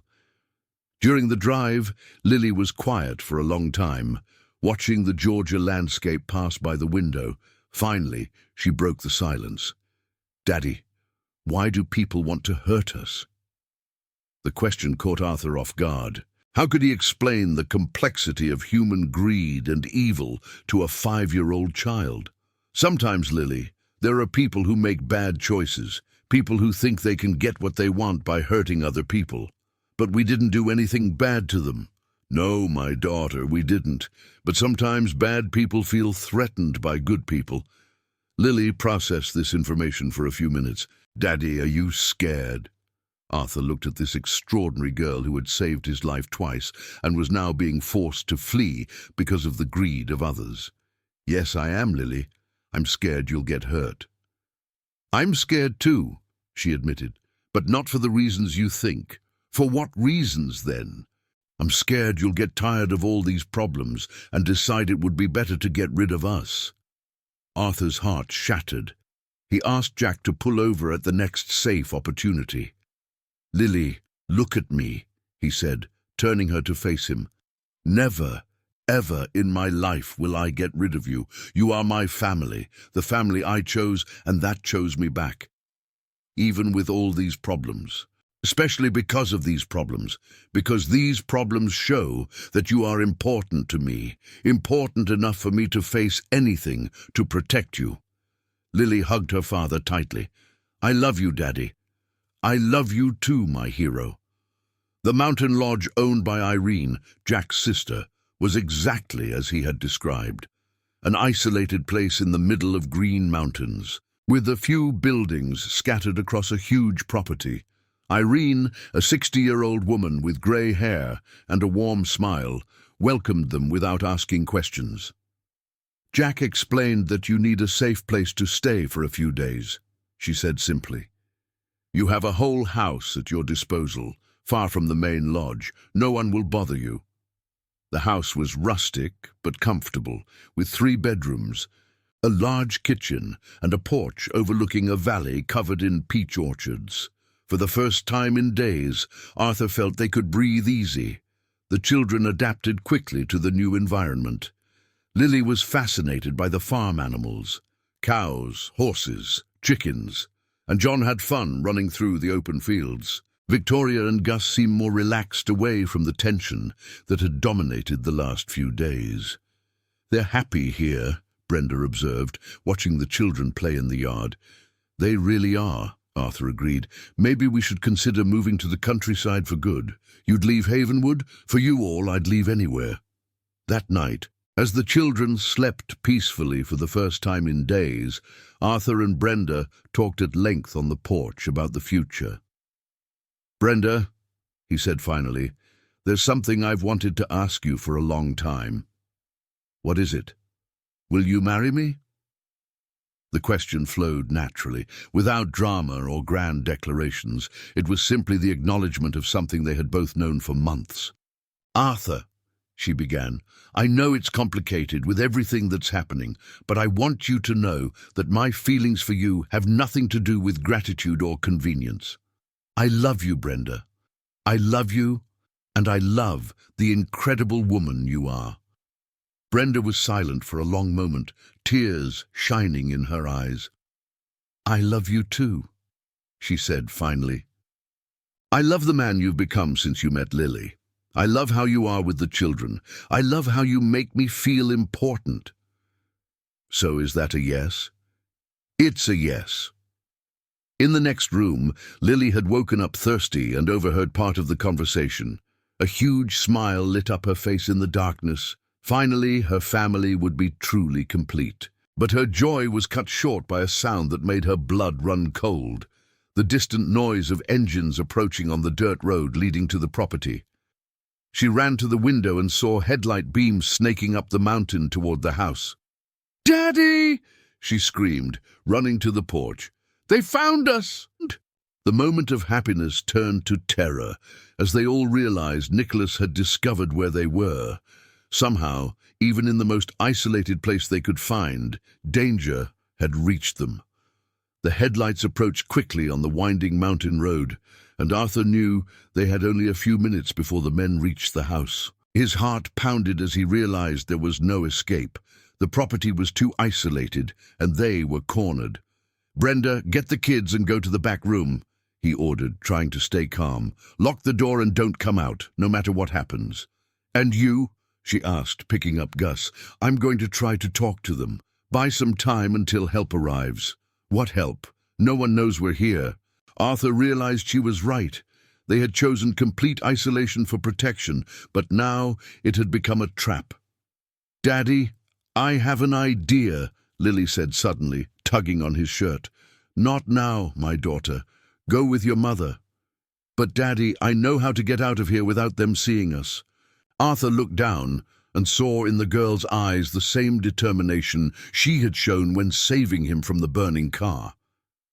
"How?" "This afternoon, when I was playing with John, I found a trail behind the house. It leads to the main road, but through a path that cars can't take. Lily, it's too dangerous to walk on a trail in the dark." "More dangerous than staying here with the bad men," she interrupted with irrefutable logic. The sound of the engines was getting closer. Arthur made a desperate decision. "Brenda, get the kids. We're going to try the trail. What if we get lost in the mountains? If we stay here, we know for sure what will happen. On the trail, at least we have a chance." Quickly, they went out the back door of the house. Lily guided them through the darkness with impressive confidence, her small feet finding the path as if she had memorized every stone during the afternoon. "This way," she whispered, pointing to an opening between the trees that was almost invisible in the dark. The trail was narrow and steep, winding down the mountain between rocks and dense vegetation. Brenda carried Gus, Arthur carried Victoria, and Lily held John's hand, guiding him carefully through the most difficult sections. "Lily, are you sure this trail leads to the road?" Arthur asked in a low voice, trying not to show the fear he felt.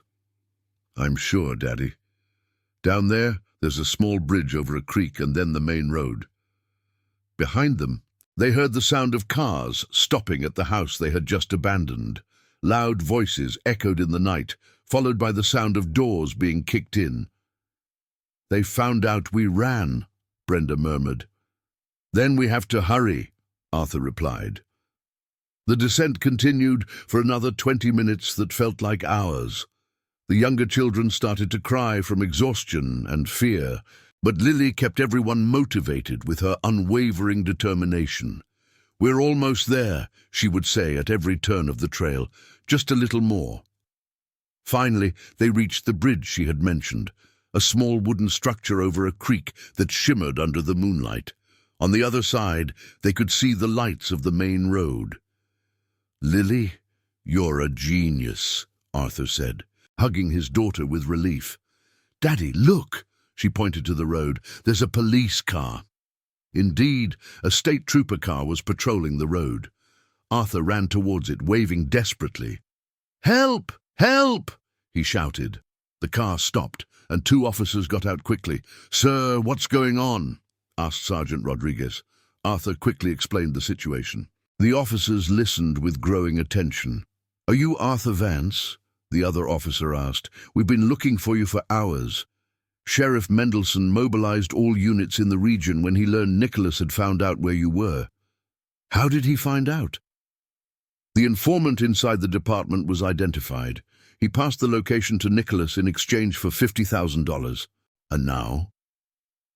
"Now we're going up there and arresting these criminals," Sergeant Rodriguez said, speaking into his radio to request backup.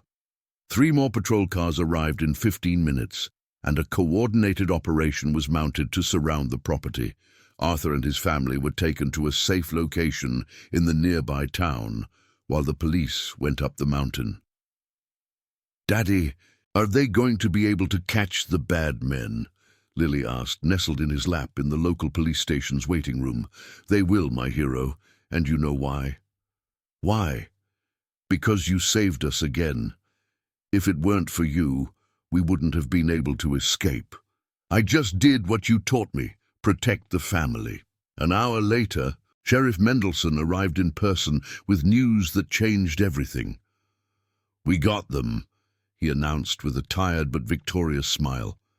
"Nicholas and his 2 accomplices have been arrested, and this time They're going to a federal maximum security prison. Are you sure they won't escape again? Absolutely. Besides, we found evidence linking them to other crimes in several cities. They'll be locked up for a very, very long time. Brenda began to cry with relief. Is it really over? It's over, Sheriff Mendelsohn confirmed.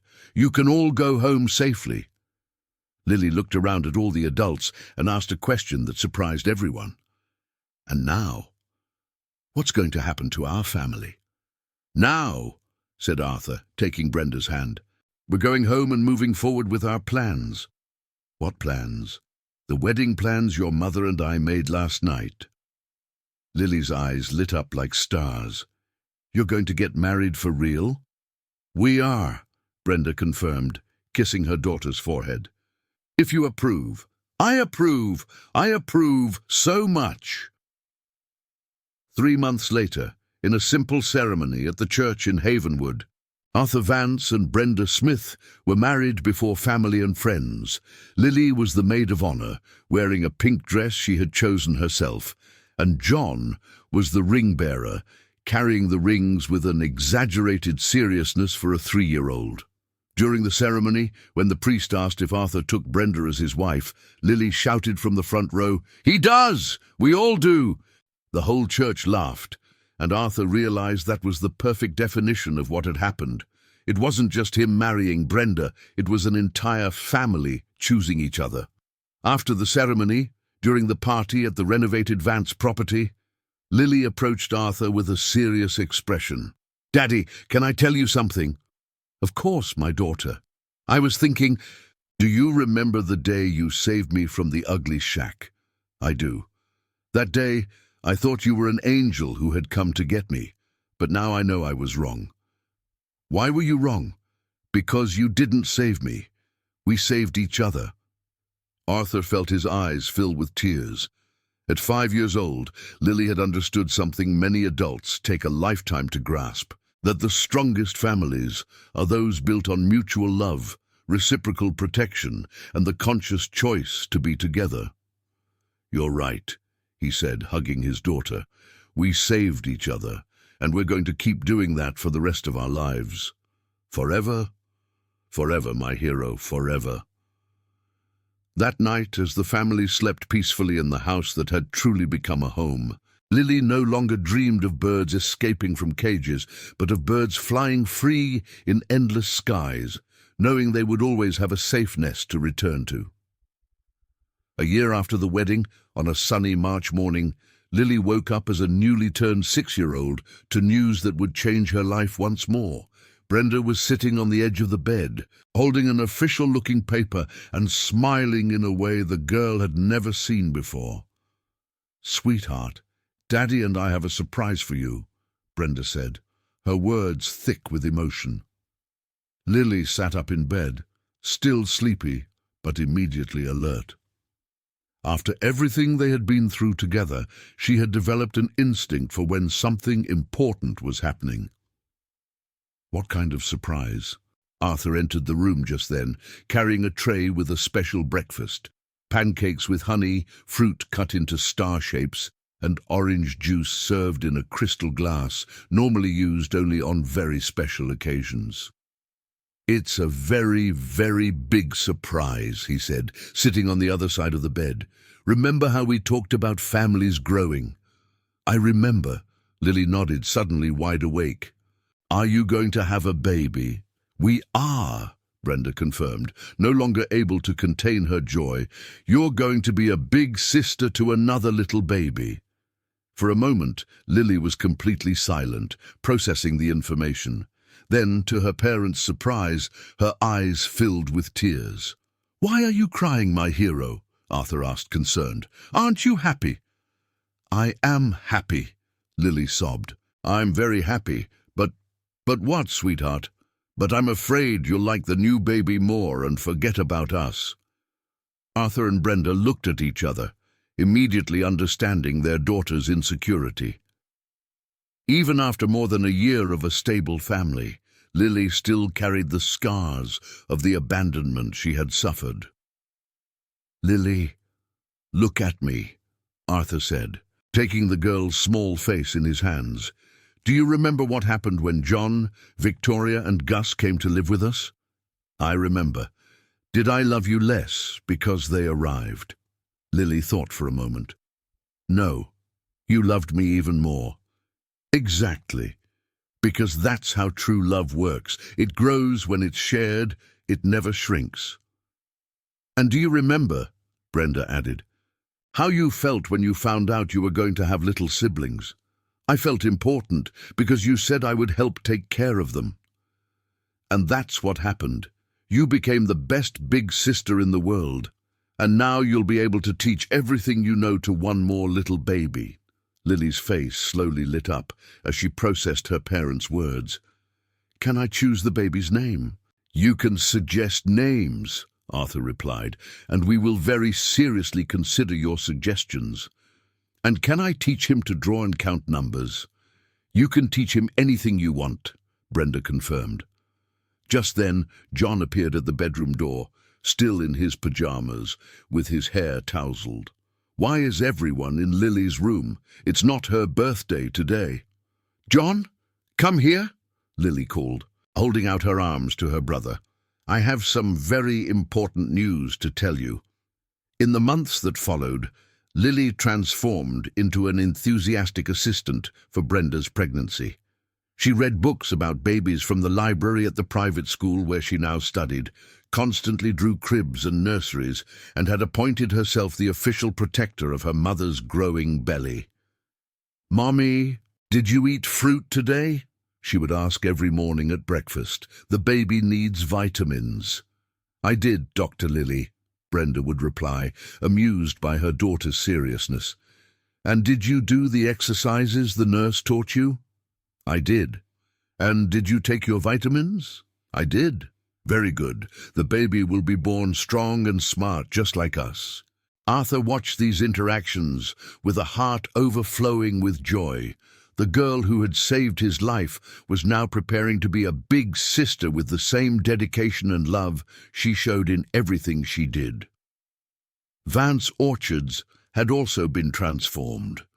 With the resources recovered from Nicholas and Emily's embezzlement, Arthur had expanded the business and created a social program that offered jobs and training to vulnerable families. The Lily Project, as he had named it, had already helped over 50 families find economic stability. Why did you name the project after me, Daddy? Lily asked one afternoon when she visited the company office. Because you taught me that helping people is the most important thing we can do in life, he replied, and I want other children to have the same opportunities you've had. Can I meet the children from the project? Of course you can. In fact, I was thinking of throwing a Christmas party for all the families. Would you like to help organize it? Lily's eyes sparkled. Can I make the invitations and choose the games and help make sweets? You can do all that and more. The Lily Project's Christmas party took place on a December afternoon in the community hall Arthur had built specifically for such events. More than 200 people attended, employees from the processing plant, families benefiting from the project, local authorities, and friends of the Vance family. Lily, now 6½, circulated through the party like a little hostess, making sure all the children were having fun and that all the adults had enough food. Daddy, she said, pulling Arthur to a more private corner, can I tell you something important? Of course, my daughter. I wanted to thank you. Thank me for what? For teaching me that families can grow and get stronger, for showing me that true love never ends, and for giving me the chance to help other people like you helped me. Arthur knelt to be at his daughter's height, feeling his eyes well up with tears. Lily, you know that you're the one who taught me all these things, right? No, Daddy. You saved me from that bad place and brought me to a real family. And you saved me from an empty life and showed me what it means to truly love. Lily was thoughtful for a moment. So we really did save each other. Exactly. And now we're going to teach the same thing to the new baby. We will, and to all the children in the project. and to all the people who need to know that families can be built with love and choice. At that moment, Brenda approached, now 8 months pregnant and with a radiant smile on her face. "What are you two conspiring about over here in the corner?" "We were talking about how our family has grown," Lily explained, "and about how we're going to teach the new baby to be strong and brave, just like us." "Just like you, especially," Brenda corrected, kissing her daughter's head. "You're the bravest person I know." "No, I'm not. I'm just a normal girl who was lucky enough to find the best parents in the world." 3 weeks later, on a January morning, Mariana Vance was born, a small, healthy baby girl who opened her eyes for the first time and found Lily leaning over her hospital crib, whispering, "Hi, little sister. I'm Lily, your big sister, and I'm going to take care of you forever." When they left the hospital, the Vance family was complete in a way none of them had ever imagined possible. Arthur drove slowly, watching in the rearview mirror as Lily carefully held her newborn sister's hand, while John, Victoria, and Gus competed to see who could make Mariana smile. "Are you happy?" he asked Brenda, who was watching the children with tears of joy in her eyes. "Happier than I ever thought possible," she replied. "And you?" "I've learned something important these last few years," said Arthur, stopping the car in front of the property that now housed a family of 7. "I've learned that true happiness doesn't come from individual achievements or financial success." "Where does it come from then?" "It comes from waking up every day knowing you have people you love and who love you back, people you chose and who chose you too." Lily, who had overheard the conversation, spoke up from the back seat. "Daddy, is that the definition of a real family?" "It's the best definition I know, my hero." That night, after all the children were asleep, Arthur and Brenda sat on the porch, watching the stars over Havenwood and talking about their plans for the future. "Lily will be 7 in March," Brenda observed. "She's growing up so fast." "She is. But no matter how old she gets, she'll always be our little hero. Our hero who changed our lives forever. And who will continue to change the lives of other people," Arthur added. "I'm sure that extraordinary girl will do incredible things in the world." From the children's room came the soft sound of Lily humming a lullaby to her newborn sister. The same melody her biological mother had sung to her years ago, now transformed into a symbol of love and protection for a new generation. And so, in the small town of Havenwood, a family built not by blood, but by love, courage, and the conscious choice to protect each other, continued to write its story of redemption, proving that the most beautiful endings are those that are, in fact, just the beginning of something even more extraordinary. If you liked this video, please subscribe to my channel.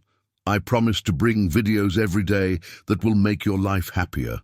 Comment what you thought of my story, giving it a score from 0 to 10, and thank you very much.